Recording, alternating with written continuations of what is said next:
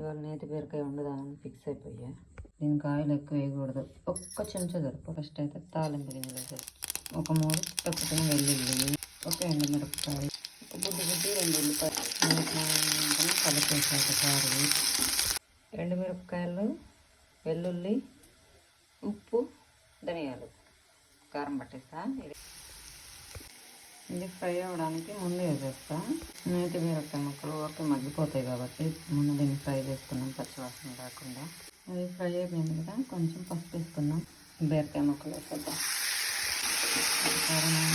కలిపి మూత పెట్టేద్దాం. మూత పెట్టేద్దాం ఒక నిమిషం.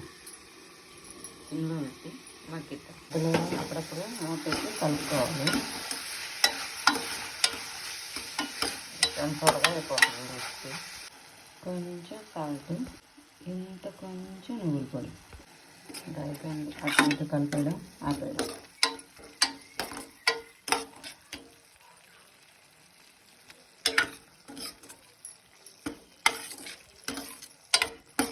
ఇది నాకు ఒక్కదానికి కాబట్టి ఇంత కొంచెం సరిపోతుంది.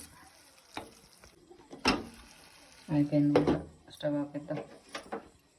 ఈ కూర ఎలా ఉందో టేస్ట్.